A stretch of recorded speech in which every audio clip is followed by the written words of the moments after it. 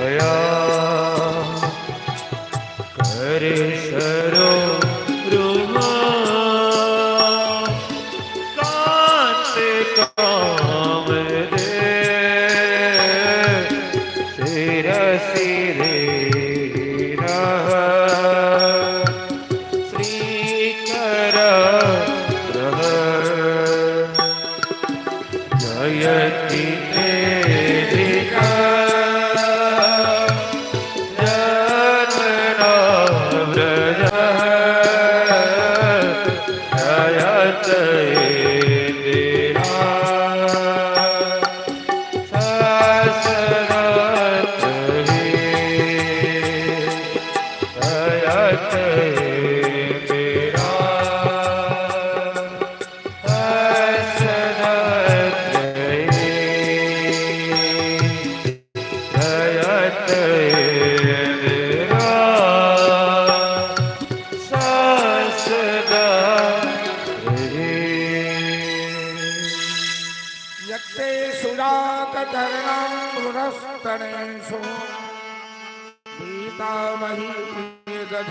मही कर कसेसु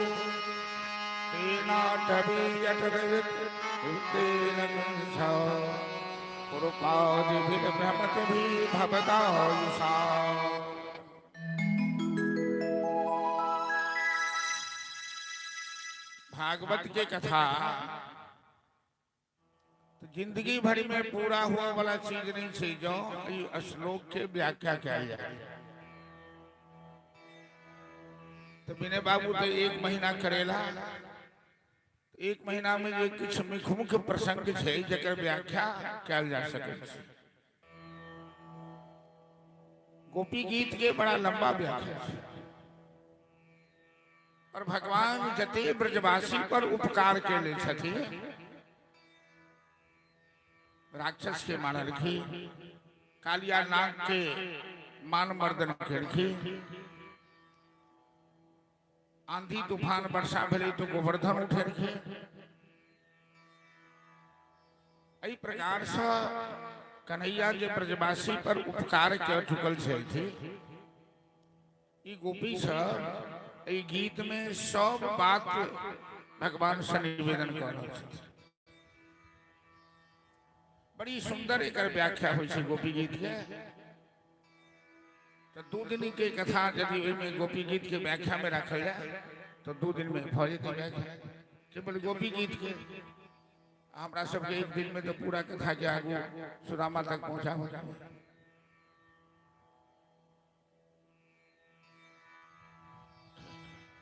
गोपी कही छथि कि जयति ते अधिकम, जय हो श्याम सुंदर, आपकी जय हो। दूसरी बात, आपके जन्म लेने से वृंदावन में हम सब विद्यार्थी नहीं थे, स्वामी कृपात्री जी व्याख्या करे थे, हम सब विद्यार्थी बन के सुन गए। आपके जन्म लेने से वृंदावन का महत्व बढ़ गया है। जय दीदी ते जन्मना, आपके जन्म से ब्रजभूमि ब्रजमंडल का महत्व बढ़ गया। अथवा वृंदावन में आपके जन्म लेने से वृंदावन के साथ आपका महत्व बढ़ गया है। वृंदावन वृंदा नाम वनिता नाम रसिका नाम अवनम तद्वनम वृंदावन, जहां रसिकों के भाव की सुरक्षा हो, जहां रसिक भाव पैदा हो, जहां ब्रजांगना गोपांगना जैसी गोपियों के भाव की रक्षा हो, ऐसे वन का नाम ही वृंदावन है। तो आपके जन्म लेने से ब्रजभूमि की महिमा बढ़ गई, या आपकी महिमा बढ़ गई ब्रजभूमि में जन्म लेने से। श्याम सुंदर वृंदावन की धूल में लक्ष्मी नित्य निवास करती है। सहित इंदिरा, इंदिरा मतलब लक्ष्मी, सस्वदत्र ही शाश्वत रूपेण अत्र निवसति इंदिरा। शरद व्यासे साधु जात सर सरसियो दर श्री मुसादि। श्याम सुंदर संपूर्ण प्रकृति मुस्कुरा रही है। इस शरद पूनम की रात है और ऐसे प्रकृति की लावण्य स्थिति में तुम हमारे साथ नहीं हो तो हमें तो लगता है कि तुम हमें मार रहे हो, मेरा वध कर रहे हो। बरद निखन तो नहीं कीमत, इससे अच्छा मारना क्या होता है। इससे अच्छा तो तुम हमें मार देते। तुम केवल नंद नंदन यशोदा नंदन नहीं हो, लखन गोपिका नंदनो भवान। कन्हैया तुम केवल यशोदा नंदन नहीं हो, तुम केवल नंद नंदन नहीं हो, अखिल देहि नाम अंतरात्मद्रिक, तुम समस्त चराचर की आत्मा हो कन्हैया। इस तरह से गोपी आंसू बहाती हुई अपना भाव व्यक्त करेंगे, कन्हैया को की प्रार्थना करेंगे और कन्हैया प्रकट हो गए, हंसने लगे। कन्हैया ने इस बात को मजाक में उड़ा दिया। काम तो बहुत बड़ा कर दिया कि कामदेव का अहंकार दूर कर दिया। गोपियों के अंदर जो विकार था उस विकार को दूर कर दिया, क्योंकि भगवान अपने सामने विकारी तत्व को स्वीकार नहीं करते और उसे स्वीकार करते हैं जिसे निर्विकार बना देते हैं। तो गोपी गीत की बड़ी महिमा है कि काम विजय की लीला है भगवान की। अब भगवान की प्रेरणा से नारद जी गए मथुरा। आवाज चरचराई सी की साफ सुनाई पड़ी आवाज।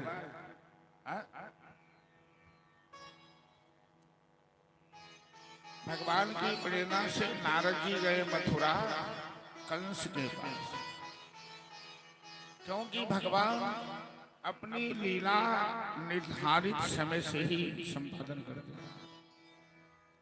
भगवान के काम में कोई विलंब नहीं होता है। समय पर ऋतु में फल लगता है, फूल लगता है, समय पर सारा काम होता है। तो वसुदेव जी को वचन देकर आए थे कि 12वें साल में कंस को मारकर मैं आपके साथ रहूं। 11 वर्ष 3 मास हो गए हैं वृंदावन में रहते हुए। 12वें साल उन्हें मथुरा जाकर अपने माता पिता का उद्धार करना है।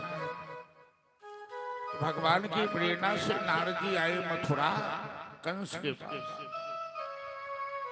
कंस सर पे हाथ रख के चिंतित मुद्रा में बैठा था, सोच रहा था। नारद जी कहते हैं, भोजराज कंस, तुम तो बड़े शूरवीर हो, बहादुर हो, तुम क्यों चिंता कर रहे हो। कंस कहता है, नारद जी मैं नंद के बेटा के विषय में सोच रहा था कि उसमें ऐसी कौन सी शक्ति है कि मैंने जिस बलवान राक्षसों को भेजा उसे मारने के लिए, एक भी वापस नहीं आया। और ताजुब की बात है कि वो न अस्त्र पकड़ता है न शस्त्र पकड़ता है। मेरे एक से एक बलवान राक्षसों को मार डाला, पूतना को मारा, तृणावर्त को मारा, शक्तासुर को मारा, बकासुर, अघासुर। नारद जी कहते हैं, नारायण नारायण, अरे तू बड़ा मूर्ख है कंस। वो नंद का बेटा कोई और नहीं, वो देवकी का ही 8वां पुत्र है। आकाशवाणी की बात कभी गलत नहीं हो सकती। वो तो नारायण की वाणी होती है। वसुदेव जी ने तेरे साथ छल किया, रातों रात अपने पुत्र को गोकुल पहुंचा दिया और यशोदा की पुत्री लाकर कारागार में रख दिया तुझे चकमा में डालने के लिए। कंस इतना बड़ा मूर्ख है कि आगे पीछे कुछ सोचने नहीं लगा, सीधे तलवार उठाया कि आज मैं वसुदेव को जिंदा नहीं छोड़ूं। उसे सोचना चाहिए कि जब वसुदेव के हाथ में हथकड़ी, पांव में बेड़ी थी,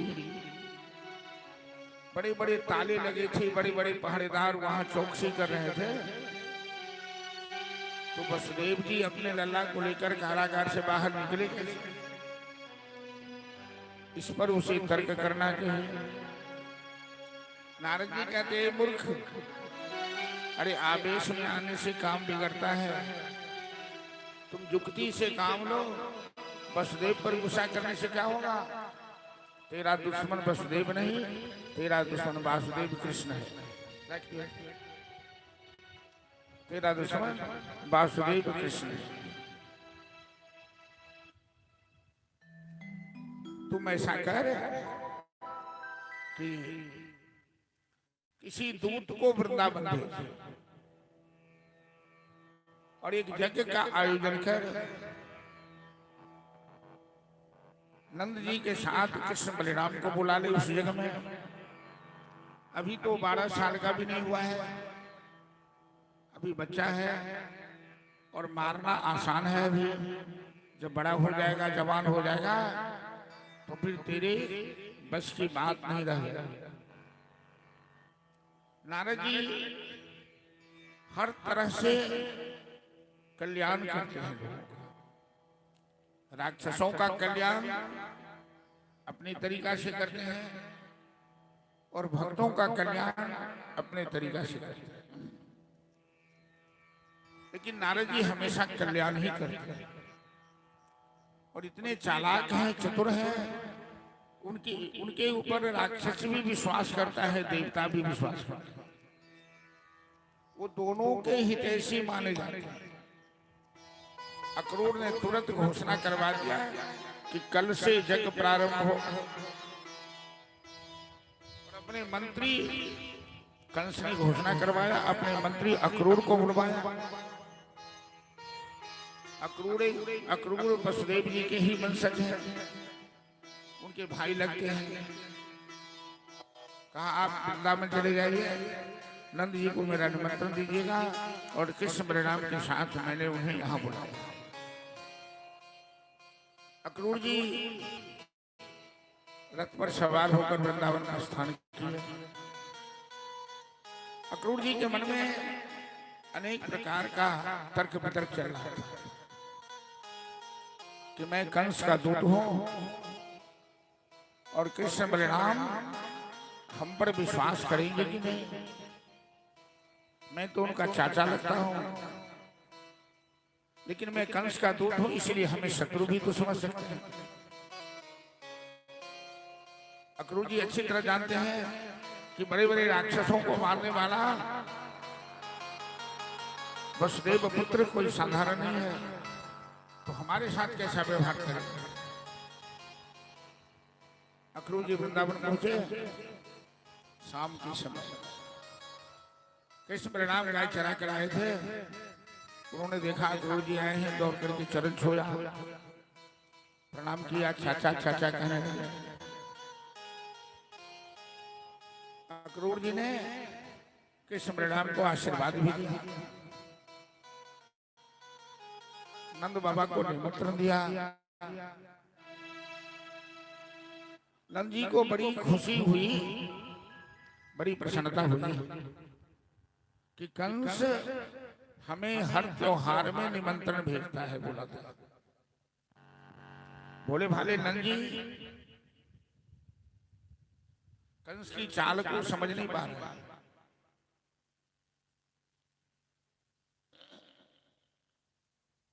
कंस क्यों इन्हें बुलाया है, इनके पुत्र को क्यों बुलाया है, ये नंद जी को मालूम नहीं है। वो खुशी खुशी गई यशोदा के पास सूचना देने के लिए।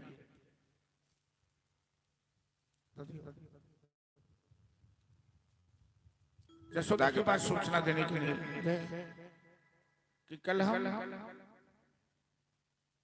कृष्ण बलराम के साथ मथुरा प्रस्थान करें। नंद जी को लगा कि यशोदा ये बात सुन करके यशोदा ये बात सुन करके खुश होगी, लेकिन जैसे ही नंद जी ने कहा कि कल हम कृष्ण बलराम के साथ मथुरा जाएंगे, यशोदा इस बात को सहन नहीं कर पाए और यशोदा नंद जी से झगड़ने लगी।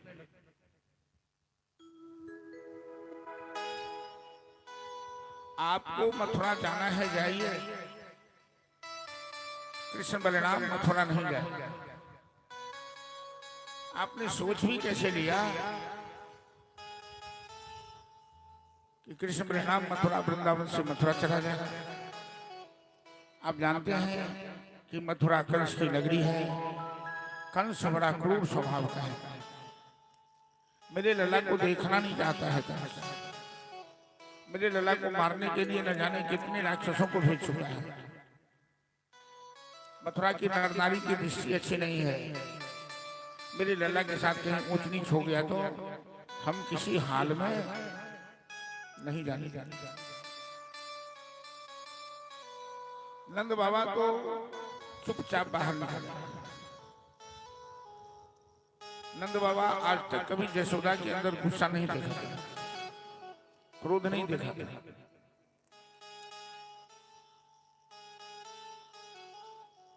यशोदा रात में भोजन विश्राम, अक्रूर जी भोजन किए, उनकी सेवा की गई, सभी विश्राम में गए। बलराम जी नंद बाबा के साथ सोते थे दरवाजे पर और कन्हैया माँ के साथ सोता था यशोदा के साथ। 12 बजे रात में कन्हैया की नींद खुली, बिस्तर टटोल के देखा,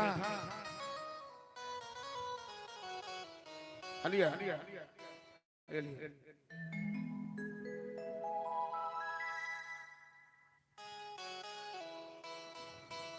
12 बजे रात में कन्हैया की नींद खुली, बिस्तर टटोल के देखा तो मैया यशोदा बिस्तर बन रही है। कन्हैया ढूंढने के लिए बाहर निकले तो देखते हैं अंगने के किसी कोना में बैठकर यशोदा रो रही है, आंसू आ रहे। कन्हैया माँ के गले से लिपट गया, आंचल लेकर माँ का आंसू पूछा। कहने लगा, माँ तुम इस सुनसान रात में अकेले में बैठकर क्यों रो रही हो? क्या हो गया तुम्हें? भैया यशोदा कहती है, लल्ला जब से अक्रूर आया है वृंदावन, मेरी नींद हराम हो गई, मैं बहुत डर गई हूँ। कन्हैया हमें डर लगता है कि तू मथुरा जाएगा तो वापस नहीं आएगा।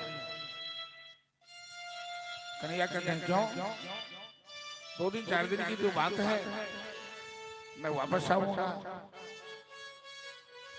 यशोदा कहती है, लल्ला आज तक मैंने तुमसे एक सत्य छिपाया है, तुम्हें पता नहीं। कन्हैया कहते हैं, कैसा सत्य माँ? तो तू मेरा अपना बेटा, हेलो आवाज चरचराई, आवाज को क्लियर करो ना। कन्हैया तू मेरा अपना बेटा नहीं है,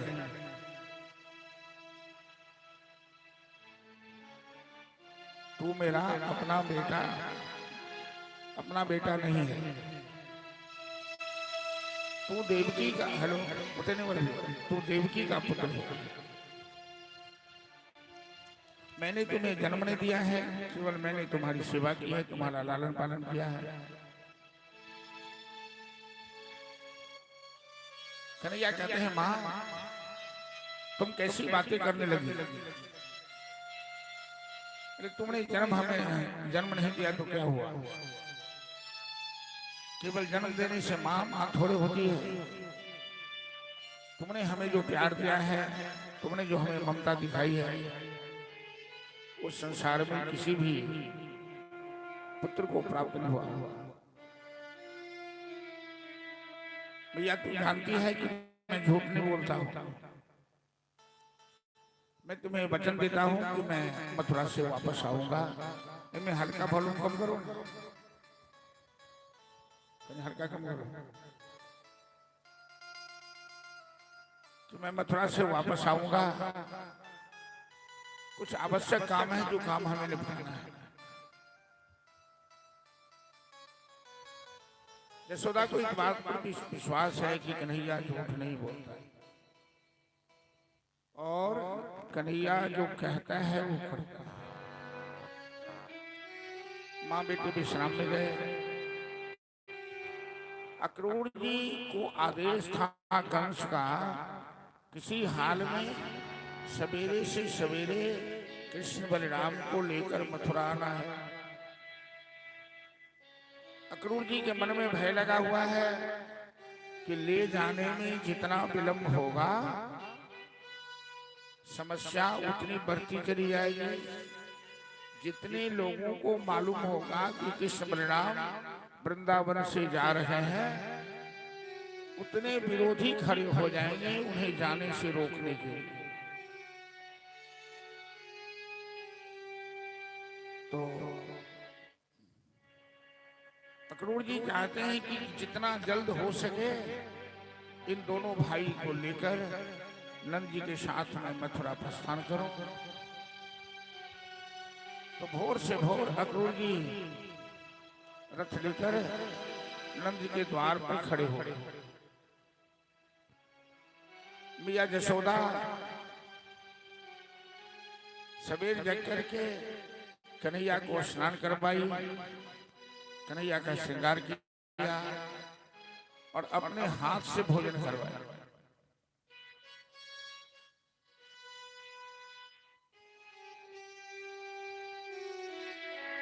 तब तक गोपियों को पता लगा, झुंड की झुंड गोपियां सब अक्रूर जी के रथ को चारों तरफ से घेर लिए।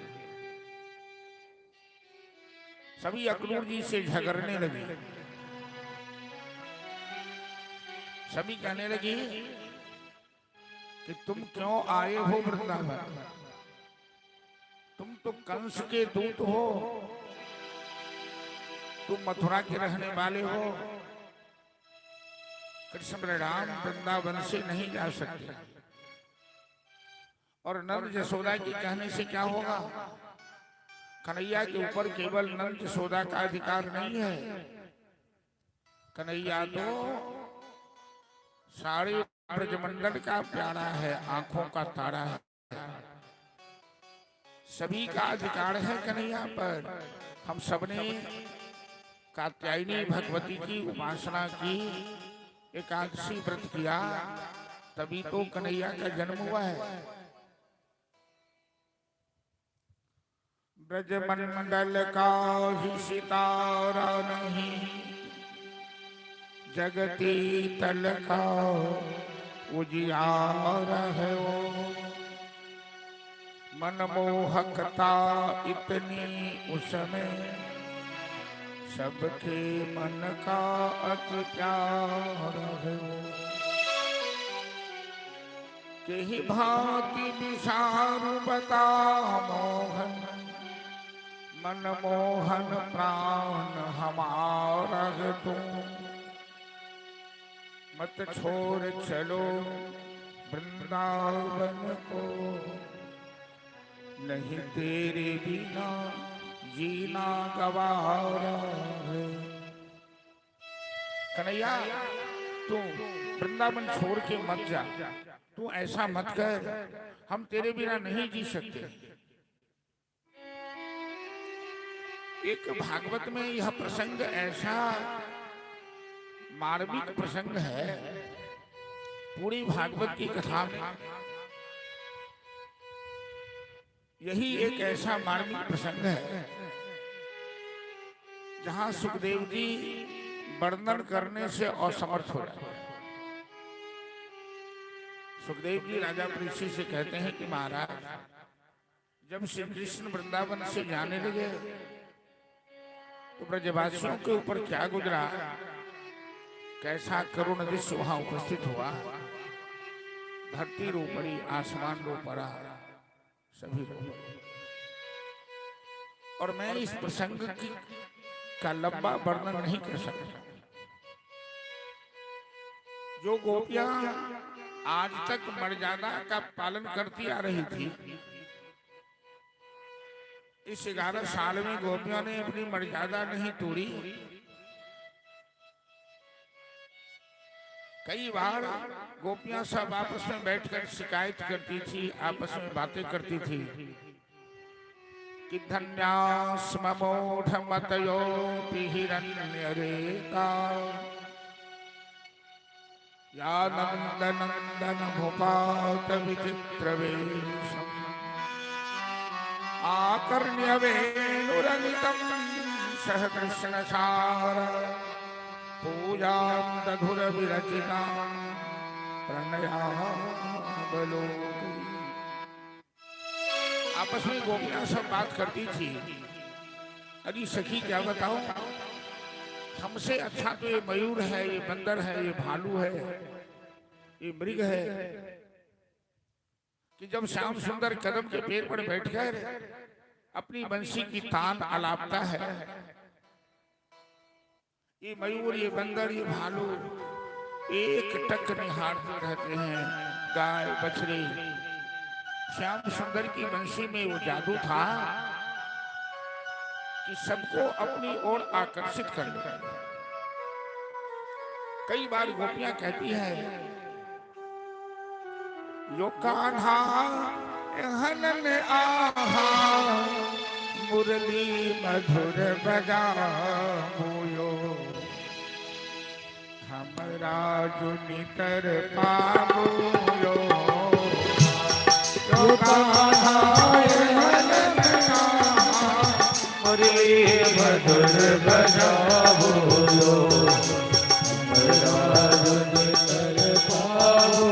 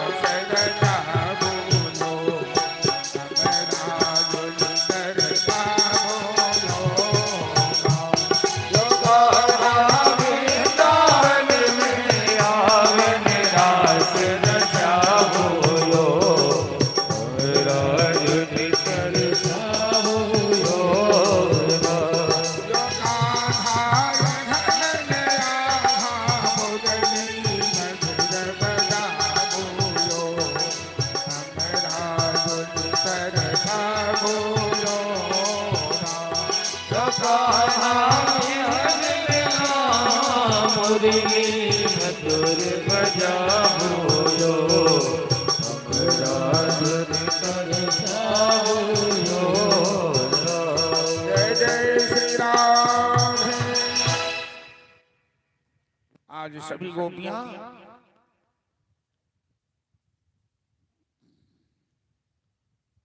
एवं मृवाणा बृहातुरावृषा ब्रजस्त्रियः कृष्णगृहीतमानसा विसृज्य लज्जां गोविंद दामोदर माधवे। आज ये गोपियां सारी मर्यादा तोड़ दी, लज्जाशील गवा बैठी। कन्हैया मत जा, कन्हैया वृंदावन छोड़ के मत। मैया यशोदा को जो कन्हैया के समझाने से धैर्य आई थी, यशोदा के धैर्य का बांध टूट गया। कन्हैया का हाथ पकड़ के अपनी छाती से लगा लिया, अपने आंचल में छिपा लिया और यशोदा रोने लगी कि लल्ला मैं तेरे बिना नहीं जी सकती। अब कौन हमें अंगना में, मेरे अंगना में ठुमक ठुमक कर चलेगा? कौन हमसे मक्खन रोटी मांगेगा? कौन हमें मैया मैया कह के पुकारेगा? कि ये मोरा अंगना में ठुमकी ठुमकी चल गई तो तेरी बचन के सुनते तेरे कन्हैया तो तेरी वचन के सुनते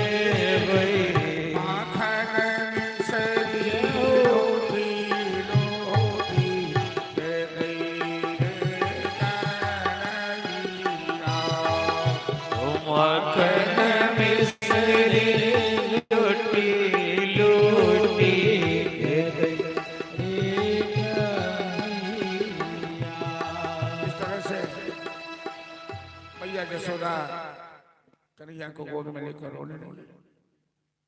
सभी रो पड़े, गोपियां सब रोने लगी। अक्रूर जी के रथ के वो चारों तरफ से घेर लिया। अक्रूर जी तो डर के मारे चुपचाप खड़े रह गए। एक बार बोलने का साहस नहीं हुआ।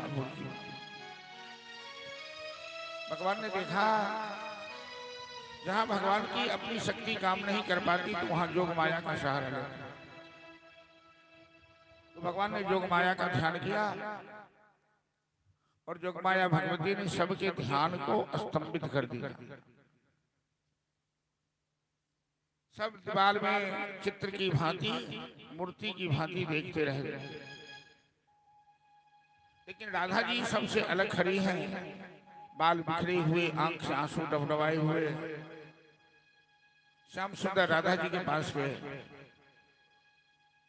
कहने लगे, प्रिय राधे, आप तो मेरी हलादनी शक्ति हैं और आपकी कृपा के बिना, आपकी सहायता के बिना तो मेरी लीला नहीं हो सकती। आप जानते हैं कि धरती पर अभी पापियों का भार है।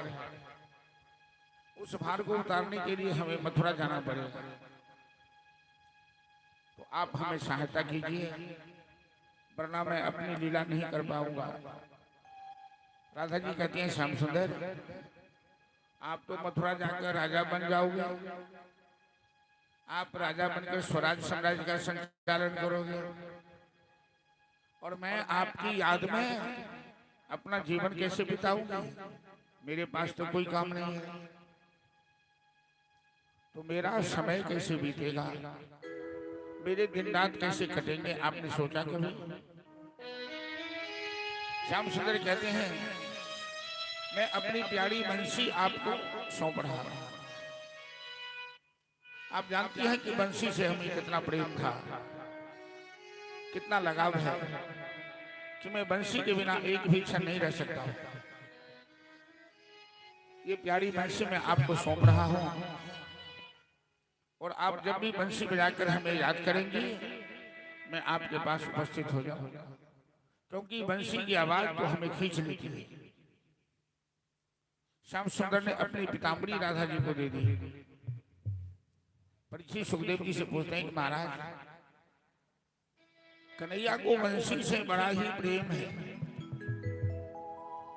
और कन्हैया बंसी को अपने से अलग कभी नहीं किया। आज वो बंसी राधा जी को सौंप कर खाली हाथ मथुरा जाना चाहते हैं। क्या कारण हो सकता है? सुखदेव जी कहते हैं, महाराज, बंसी प्रेम की प्रतीक है, वृंदावन भूमि प्रेम की प्रतीक है। मथुरा कंस की नगरी है, जहां केवल देहाभिमान ही काम करता है। मथुरा में बंसी का कोई महत्व नहीं, बंसू की कोई कीमत नहीं। मथुरा में तो कन्हैया को कवच कुंडल पहनना पड़ेगा, धनुष्वान उठाना पड़ेगा, और धनुष्वान उठने वाला बंसी नहीं बजा सकता। बंसी बजाने वाला धनुष्वान नहीं उठा सकता है। बंसी प्रेम की प्रतीक है, वरना कन्हैया को बंसी से इतना प्रेम है कि एक बार सभी गोपियों ने विचार किया और कहा कि कन्हैया की बंसी चुरा कर देखो तो कन्हैया के ऊपर क्या बीतता है, कन्हैया का कैसा रूप बनता है। और सभी गोपियों ने मिलकर राधा जी को अगवा किया और राधा जी श्याम सुंदर की बंसी छिपा ली। थोड़ी देर के लिए राधा जी ने श्याम सुंदर की बंसी छिपाई और श्याम सुंदर थोड़ी देर में व्याकुल होकर मैया के सामने हाथ जोड़कर खड़े हो गए। मैया, राधा ने मेरी बंसी चुराई है, ये बंसी के बिना मैं नहीं रह सकता, मुझे बंसी दिला दो। कि मैया है राधा की बंसी चोरौलन मोरलिया, दिलवा दे माई। मैया है राधा की बंसी चोरौलन मोरलिया, दिलवा दे माई।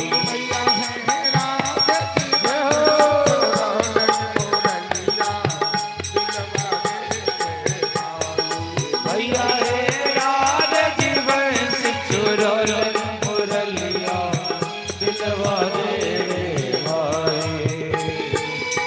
दिलवा देंगे भाई मुरलिया, दिलवा देंगे भाई।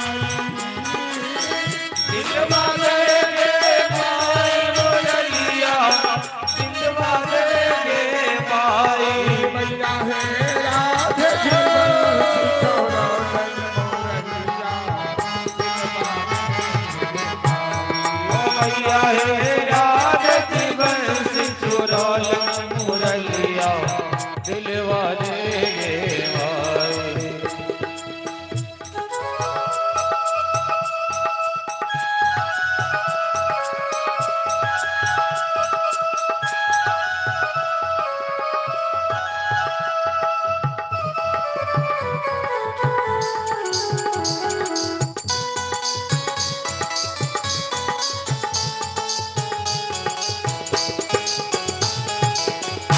हेलो हेलो, आवाज कम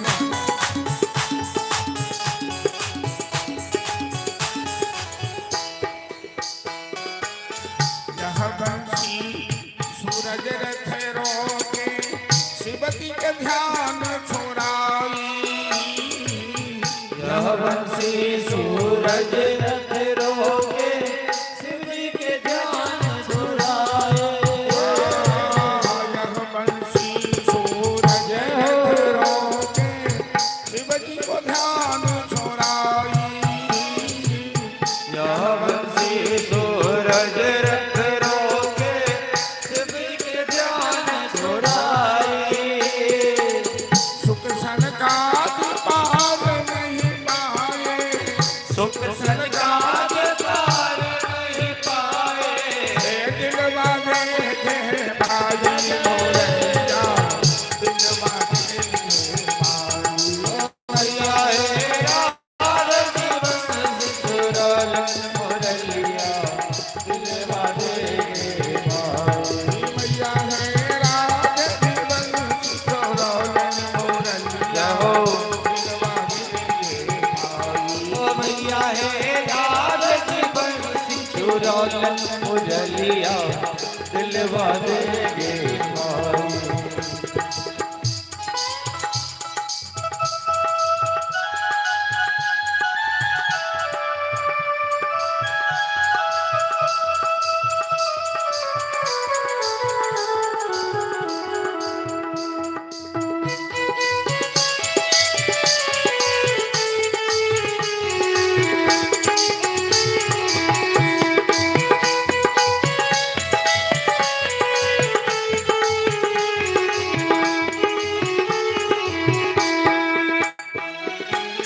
बंसी बल गोवर्धन धारो, कलिया के मान घटाई।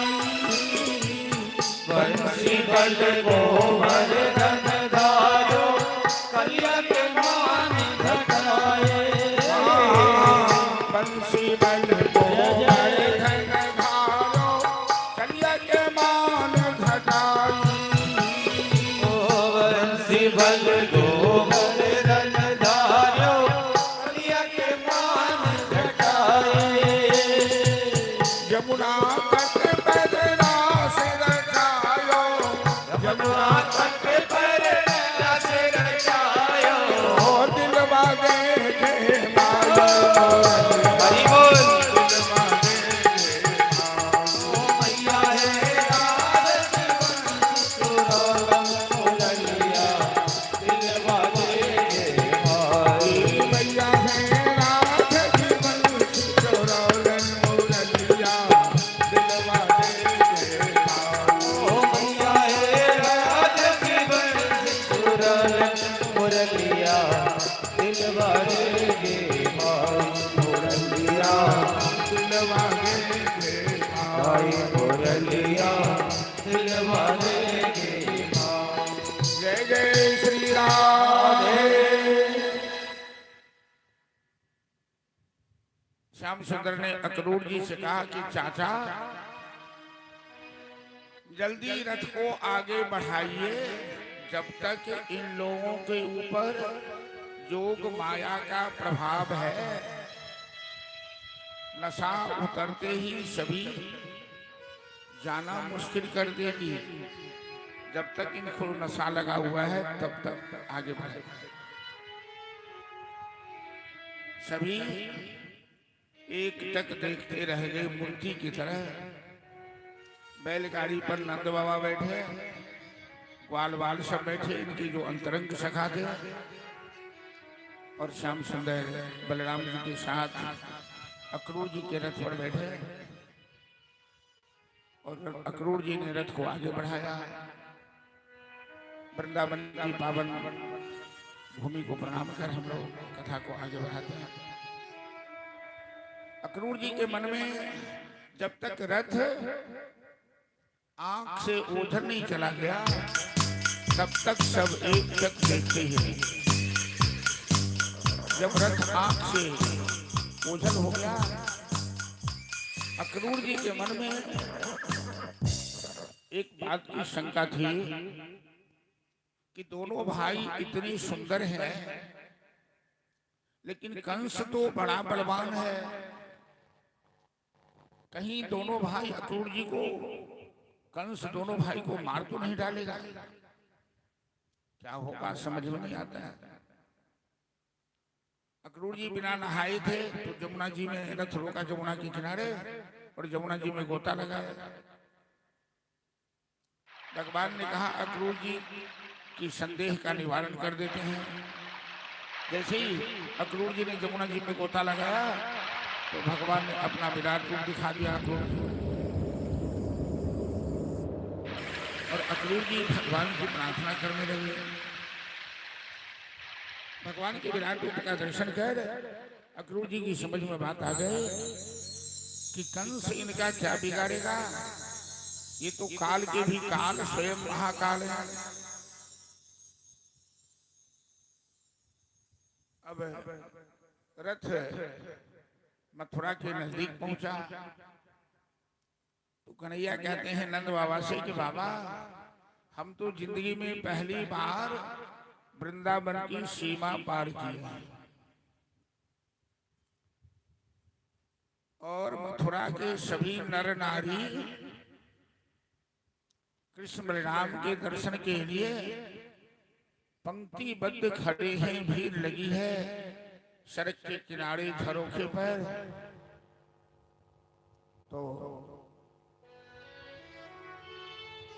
नंद बाबा से कहते हैं कि आप बैलगाड़ी पर बैठकर यज्ञशाला में पहुंचे और हम ग्वाल सखाओं के साथ यहाँ से पैदल यात्रा करेंगे।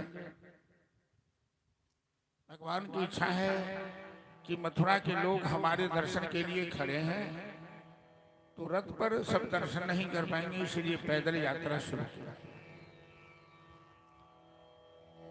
ग्वाल बाल कहने लगे कन्हैया, अरे हम तो ग्वाले हैं, चरवाहे हैं। हेलो, ग्वाले हैं, हल्का सा बोलो कर समझ। हेलो, हम ग्वाले हैं, चरवाहे हैं। आवाज में मिठास नहीं, कर्कश वाणी है। कहीं सुधर 3 दिन से सेटिंग कर रहा हूँ, बढ़िया बजा रहा है।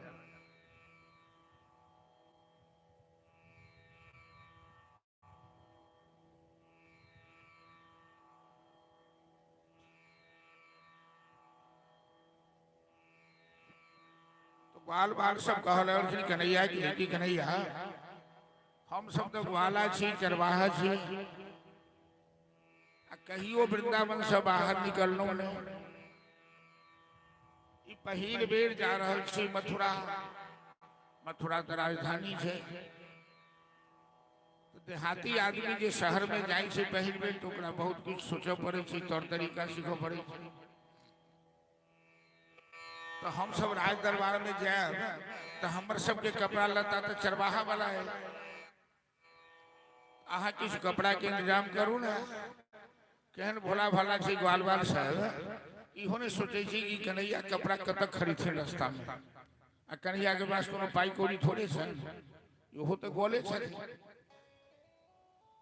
तो कन्हैया कहलखिन कि देखो, वही समय में कंस के दरबार के एक धोबी कपड़ा के मुठनी लेकर जाइत रही कंस के दरबार में। तो कन्हैया देखल के दूर से वही धोबी के कहलखिन, ओ मामा जी जरा सुनना तो। धोबी तकले ई हमरा मामा के कहैया। मामा कहना एक खिसियौनी से हो। देखो बरियाती में किछु आदमी बुर्बक बरियाती के मामा बना रही सब खिसिया के जन्म। मामा भेले बाप के साथ, असली मामा तो मामा लगले आ सब के हम मामा कह देवे तो गाड़ी हो गई। तो धोबी कहे, तुम हमें मामा क्यों कहते हो, कौन हो तुम? कन्हैया कहते थे, ओ मामा जी, मथुरा के राजा कंस मेरे मामा है, मैं उनका भांजा हूं। तुम मथुरा की प्रजा हो, इसीलिए तुम भी मामा लगोगे। वो धोबी के बात बुझल है कि कंस कृष्ण बलिराम के खेला बजल के। कंस के नियत में खोट से कृष्ण बलिराम के बजा कर मरवाब के लिए। तो धोबी कही है, अच्छा बच्चों, तुम ही कंस का भांजा हो, जितना फरफराना है फरफरा लो। आज तो शाम में कंस तुम्हें मार डालेगा। कन्हैया करके, ओ मामा जी, कंस हमें मारेगा या मैं कंस को मारूंगा वो तो समय बताएगा। पहले मेरी बात सुनो।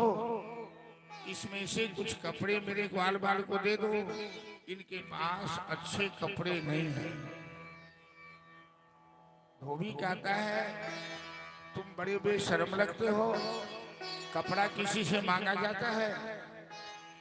ये राज दरबार का कपड़ा है, तू चरवाहा होकर राज दरबार का कपड़ा पहनेगा? बलराम जी का लेकिन कन्हैया, अरे धोबी का स्वभाव तो बड़ा टेढ़ा लगता है। कन्हैया का लेकिन भैया, इसका स्वभाव आज से टेढ़ा नहीं है, ये जन्म जन्मांतर का टेढ़ा है। मैं जानता हूं, त्रेता में यही धोबी सीता को कलंकनी कहा था, और इसकी बात मानकर मैंने सीता का त्याग कर दिया था। इसका पुराना हिसाब बाकी है। तो मैं मर्यादा पुरुषोत्तम था, प्रजा की बात सुनना मेरा धर्म था। अभी तो मैं कोई राजा नहीं हुई, न मर्यादा पुरुषोत्तम हूं। तो बलराम जी ने कहा, तो इसका पुराना हिसाब किताब बरोबर कर दो। कन्हैया ने ऐसा छापर लगाया धोबी को, बस गोविंद भाई ने बोला। कपड़ा खोल कर सब कपड़ा की मुट्ठी खोल के सब बाल बाल देह में बही कर चमाचम। लेकिन साइज फिटिंग में कुछ अंतर है, कपड़ा सब नमहर साइज है। एगो टेलर मास्टर के दुकान खोल रहे, वही में फिटिंग करवा ले कपड़ा के। ग्वाल बाल सब करके, कन्हैया कपड़ा तो बढ़िया भोगे, लेकिन बिना चंदन के कपाड़ बढ़िया नहीं लगे। ललाट में चंदन अवश्य होना चाहिए। चंदन लगाने का मंत्र है। आवाज चरचराई है, भुकभुकाई है, सब तीखी बात से। चंदनम वंदते नित्यम पवित्रम पापनाशनम आपदाम हरते सत्यम लक्ष्मी वसतु सर्वदा। चंदन लगाने से पवित्रता आती है, दरिद्रा दूर होती है, आपदा दूर होती है। बाल बाल कहने लगा, कन्हैया थोड़ा सा चंदन का इंतजाम कर दो। संयोग से कंस के दरबार के एक दासी कुबड़ी त्रिवक्रा जकर नाम से, वो चंदन लौका कंस के दरबार में जाई छल। चंदन घोसों में बड़ी कुशल है, ओकरा हाथ के चंदन कंस के बड़ा पसंद है। तो भगवान कहलखिन, अरे सुंदरी सुंदरी जरा सुनना तो। कुबड़ी मुड़ी के देख ले, कि आज तक तो हमरा क्यों सुंदरी नहीं कहला। कुबड़ी तो कुरूप लगे से देखा में, ओकरा के देखते ओकरा के सुंदरी कहते हैं। लेकिन ये तीनों लोक में सबसे अधिक सुंदर है थी से आई कुबड़ी के कर की सुंदरी जरा सुनना तो। कुबड़ी कहती है श्याम सुंदर तुमने हमें सुंदरी कहा, अरे समाज में तो हमें देखकर लोग हंसते हैं। मैं जिस रास्ते से चलती हूँ लोग हमें चिढ़ाते हैं, देखो कुबड़ी जा रही है, कुबड़ी जा रही है। आज मेरा कान पहले बार ये शब्द सुना है कि हमें भी कोई सुंदरी कहता है। भगवान का स्वभाव बड़ा ही निर्मल है, उस कुबड़ी का दिल भी बड़ा निर्मल है। भगवान चमड़ा नहीं देखते हैं, आपके श्रृंगार को नहीं देखते हैं। आप कितना भी श्रृंगार कर लो भगवान नहीं देखते। भगवान दिल को देखते हैं, भाव को देखते हैं। कुबड़ी कहती है श्याम सुंदर मैं क्या सेवा करूं, क्यों हमें बुलाए हो? अरे थोड़ा सा चंदन इसमें से दे दो, मेरे ग्वाल बाल को चंदन चाहिए।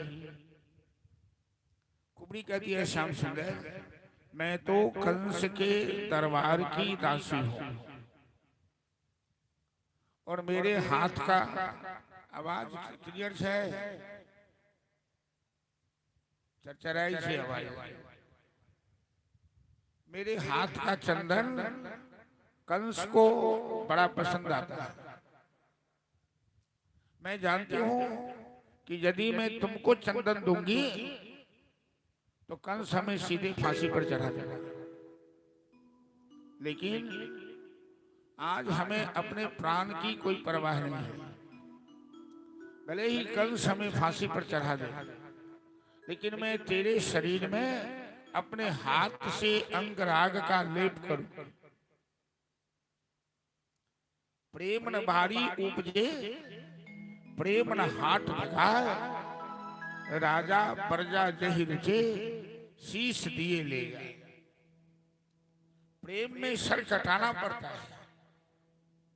आज कुबड़ी फांसी पर जाने को तैयार है, लेकिन कन्हैया के शरीर में अपने हाथ से चंदन लगाना चाहती है, अपने जीवन को धन्य करना चाहती है। इसे प्रेम कहते हैं।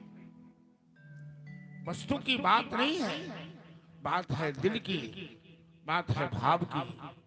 कोई चंदन कीमती वस्तु नहीं है, लेकिन एक चंदन देने से कंस को पता लगेगा तो उसे फांसी पर लटका देगा कंस। लेकिन कुबड़ी बिना प्राण की परवाह किए श्याम सुंदर के शरीर में चंदन का लेप लगाया। भगवान का स्वभाव है लेते हैं कम देते हैं ज्यादा। कभी भगवान की सेवा में कंजूसी मत करो। ये सोचो मत कि मैं जो दे रहा हूं मेरा घट रहा है। उनको दिया गया लाखों गुना वृद्धि बन के आपके पास आ जाता है। भगवान लेती नहीं है, वो हमेशा देती है। कुबड़ी ने थोड़ा सा चंदन भगवान को लगाया और बदले में भगवान ने क्या किया,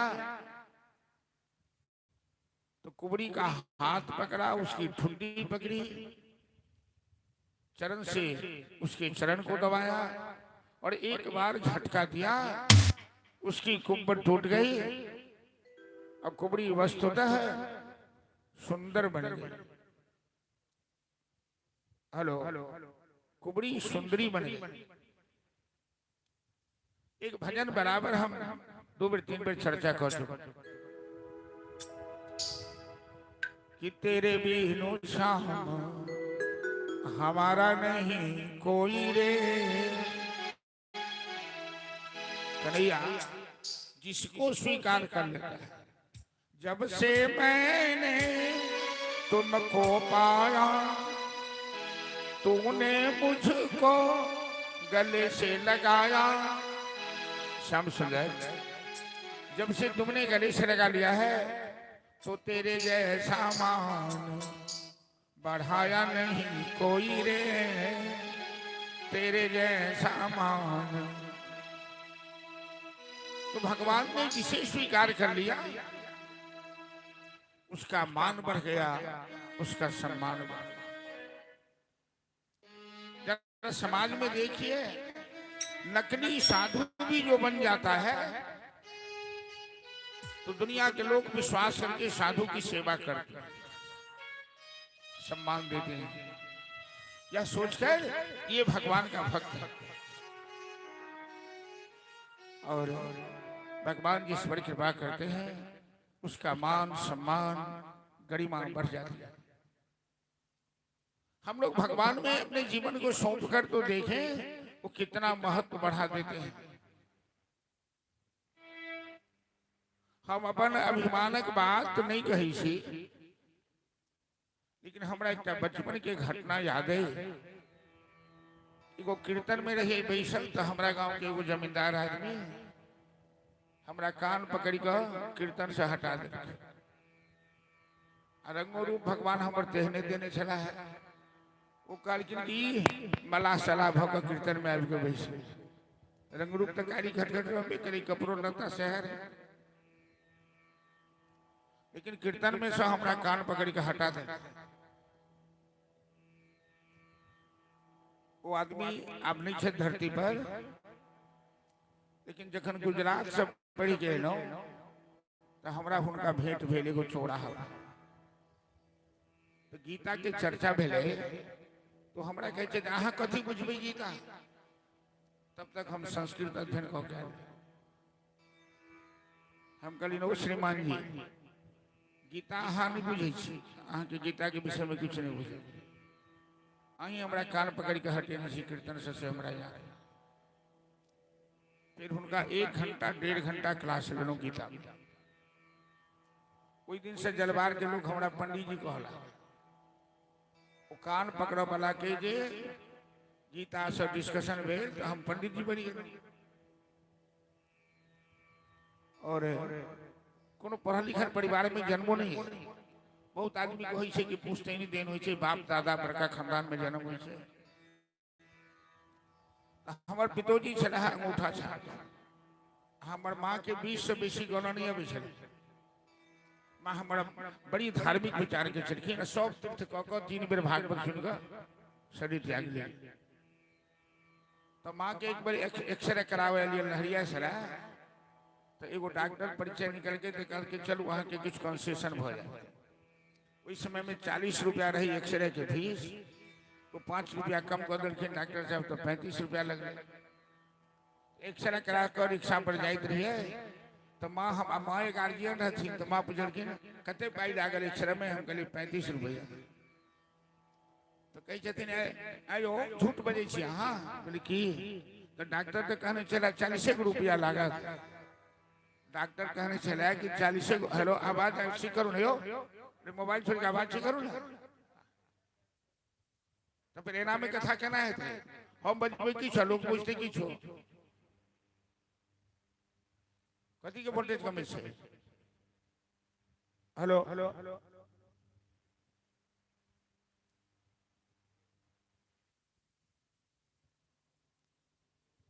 तो वो 35 आ 40 में अंतर नहीं बुझे छथिन, ततबे पढ़ल लिखल छथिन। कहबा के मतलब ई भेल कि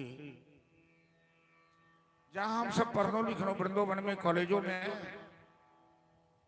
चाहे चैतन्य कुटी वृंदावन में रहना, तो भगवान की कृपा से सब जगह सब इज्जत के लिए सम्मान के लिए ई हम कह चाहे छी। जो भगवान के सेवा में लग जाए, अहाँ के छी कहाँ के छी वैसे मतलब नहीं छै। भगवान जकरा उठा ली छथिन ओकर मान बढ़ जाए छै, सम्मान बढ़ जाए छै। तेरे बिना मान बढ़ाया नहीं कोई। तो कुबड़ी के इतनी सुंदर बना देलखिन भगवान। कुबड़ी कारगर श्याम सुंदर, तूने मेरा सम्मान बढ़ा दिया, लेकिन तुम्हें मैं मेहमान के रूप में अपने घर बुलाना चाहती हूँ। लेकिन ठीक है, मैं आऊंगा, लेकिन कंस को मारने के बाद पहले माता पिता को कारागार से मुक्त करूंगा, फिर मैं तेरे घर मेहमान बन के आऊंगा। इस तरह से भगवान ने कुबड़ी पर कृपा की। अब यज्ञशाला में प्रवेश किए तो कृष्ण बलराम को मारने के लिए कंस ने कुबड़िया पीर हाथी को यज्ञ के मुख्य द्वार पर खड़ा रखा था और महावत ने इशारा किया, हाथी ने सूर से कन्हैया को पकड़ लिया। अब दोनों में युद्ध शुरू हुआ। ग्वाल बाल सब हाहाकार करने लगे। हाथी का सूर पकड़ के भगवान ने ऐसा झटका दिया, हाथी धराशायी हुआ और एक ही मुष्टिक प्रहार से कुबड़िया पीर का उद्धार किया भगवान। उस हाथी के दोनों दांत उखाड़ लिए और यज्ञशाला में प्रवेश किए। कंस के पास एक धनुष था, जो धनुष तोड़ेगा वही कंस को मारेगा। इसलिए कंस उस धनुष की रक्षा के लिए बड़े बड़े पहलवान को लगा रखा था। कृष्ण बलराम ने उस हाथी के दांत से सारे रक्षकों को मारकर खदेड़ा और कन्हैया ने धनुष उठाकर दो टुकड़े करके फेंक दिया।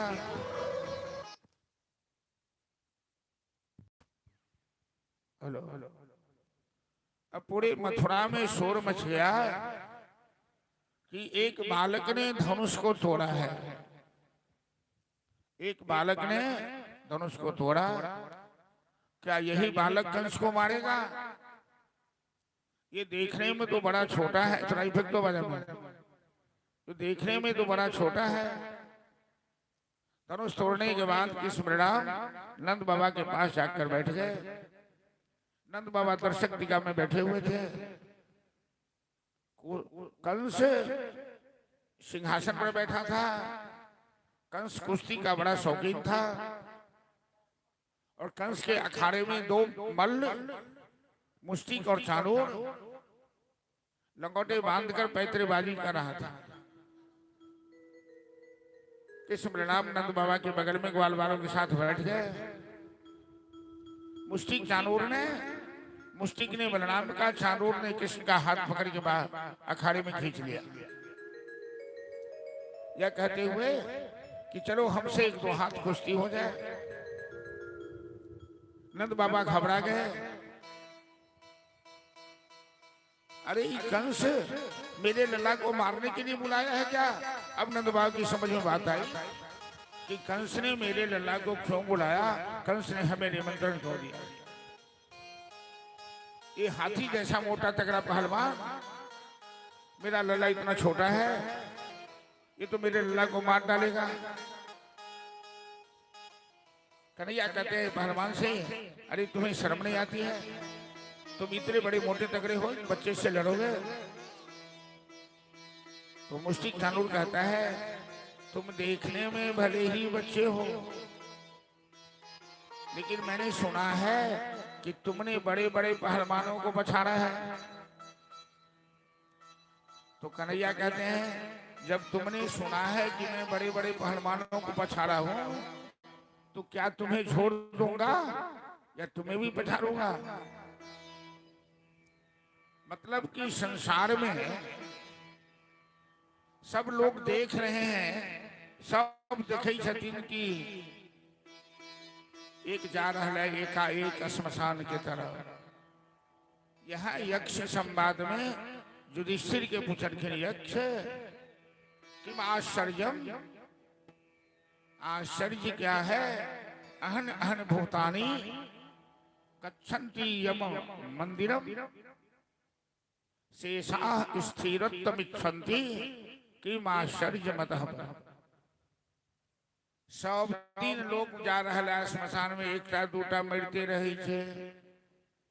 लेकिन ये जिंदा है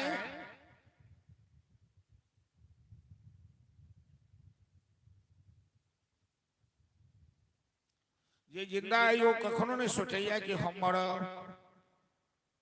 सही बात है कि हम अहाँ बिसर जाइ छी कि हमहू मर वाला छी चाहे कतबो बूढ़ भ जाओ लेकिन मृत्यु केकरो नीक नहीं लगे छै आए आए सब भले आए भले न चार चार चीज केकरो नीक नहीं लगे छै गरीबी बुढ़ापा युद्ध में हरनाय ई केकरो अच्छा नहीं लगे छै और मृत्यु केकरो बढ़िया नहीं लगे तो मुश्तिक चानूर के मन में भ रहा है कि ई तो बड़का बड़का के पछाड़लक है लेकिन ओकरा मन में ई बात है कि हम एकरा पछाड़ मतलब अपना बेर में लोग बिसर गए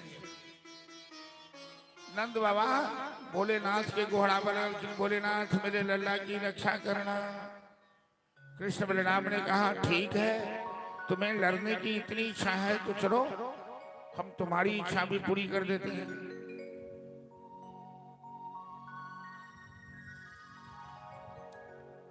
अब दोनों में कुश्ती शुरू हो गई मुश्तिक से बलराम की चानूर से कृष्ण की कुश्ती शुरू हुई नंद बाबा आंखें मूंद कर हनुमान जी की प्रार्थना करने लगे हे बजरंगबली हे हनुमान जी मेरे लल्ला की रक्षा करना ये पहलवान तो बड़ा बलवान है लेकिन बजरंगबली की कृपा हो जाए तो मेरा लल्ला इस पहलवान को पछाड़ सकता है प्रतिपाला रखवाला ओ है लाल लगौती बाला प्रतिपाला रखवाला ओ है लाल लगोटी वाला ओ प्रतिपाला रखवाला ओ है लाल लगौती बाला प्रतिपाला रखवाला ओ है लाल लगोटी वाला सकल जगत के स्वामी हो तुम सकल जगत के स्वामी हो तुम घर घर करत उजाला उजाला काला रखवाला ओ है लाल लगोटी वाला ओ प्रतिपाला रखवाला ओ है लाल लगोटी वाला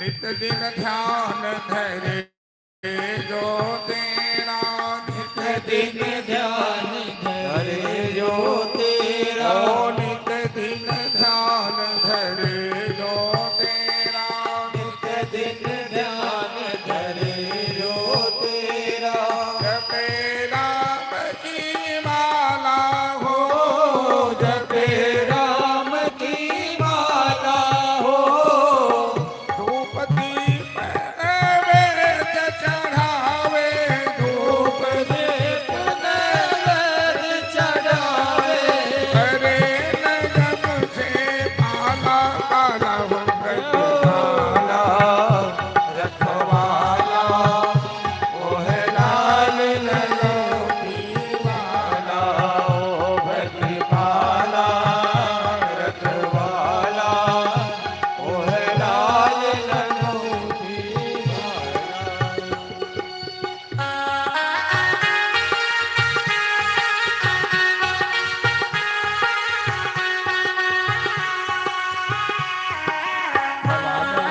गाए मेरे लाल ध्वजा बजरंगी का हो, मेरे लाल ध्वजा बजरंगी का हो जी, हवा में उड़ता जाए मेरे लाल ध्वजा बजरंगी का हो, मेरे लाल ध्वजा बजरंगी का हो री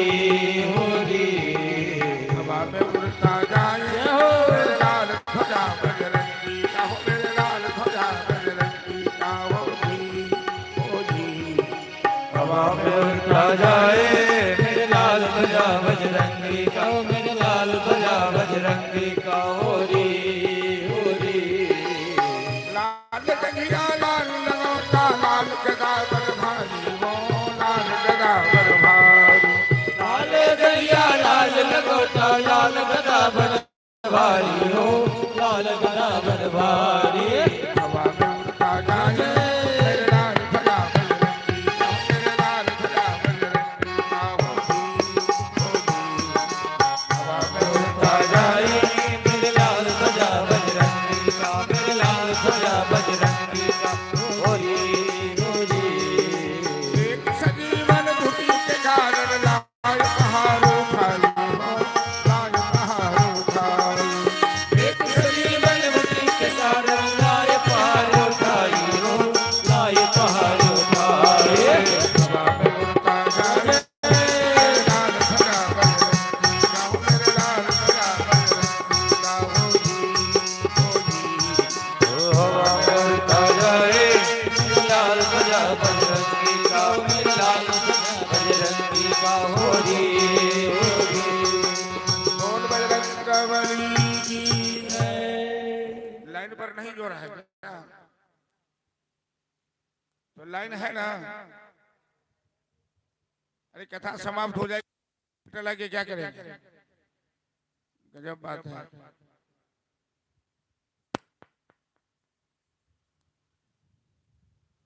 अंतिम दिन की कथा में सब कुछ ठीक रहो चाहिए तो सब गड़बड़ी है।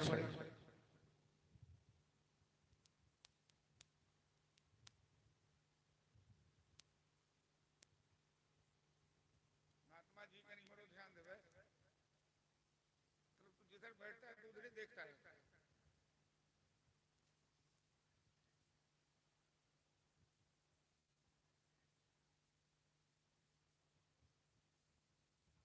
Hello hello hello hello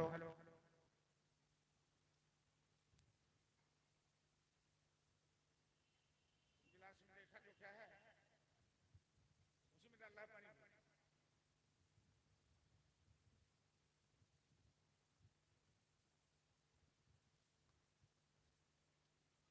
Mushtik चानोर कि संग भगवान कृष्ण की कुश्ती प्रारंभ है। कंस सिंहासन पर बैठ कर देख रहे दर्शक टीका में बड़ा भीड़ लागल है। नंद बाबा आंख मोदी का हनुमान जी से प्रार्थना कर रहे थे, जय जय जय हनुमान गोसाई कृपा करहु गुरुदेव की नाई। अब जना गरुड़ सांप के खिला खिला कर मारी सही तहना भगवान मुष्टिक चानूर के संग खेल ले, कभी दाया कभी बाया कभी ऊपर कभी नीचे। अंत में मुष्टि के बलराम जी चानूर के कृष्ण जोर से उठाकर पटक ले अखाड़ा में छाती पर बैस गए और पहलवान की शक्ति एकदम शिथिल हो गई। भगवान कह रखिए, अरे ओ पहलवान जी तुम तो बोल रहे थे कि आज तक किसी से हारा नहीं हो, एक बच्चे से हार गए, उठो थोड़ा जोर लगाओ। लेकिन पहलवान जी की तो हालत खराब हो गई। ऐसा एहन गुस्सा मार के भगवान के ऊपर आंख निकल गई, वो मुंह से रक्त उल्टी करे लगा। दोनों पहलवान दम टूट गए। अब कंस जोर से चिल्लाने लगा, नगारा पर चोट पड़ रहा चले यार। कंस के सेवक साहब कंस कहा लग रहे मेरे पहलवान मारे गए, अब किस खुशी हेलो किस खुशी में नगाड़े पर चोट दे रहे हो। कंस इस तरह चिल्ला ही रहा था।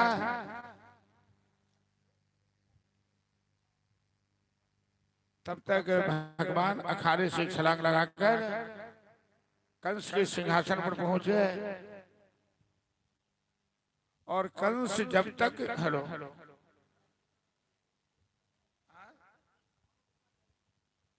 लाइन पर जोड़ने से जनरेटर पर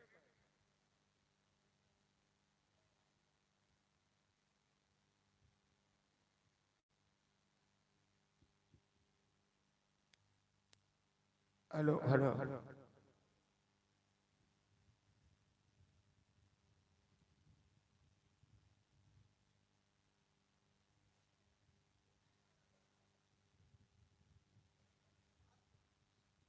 हेलो हेलो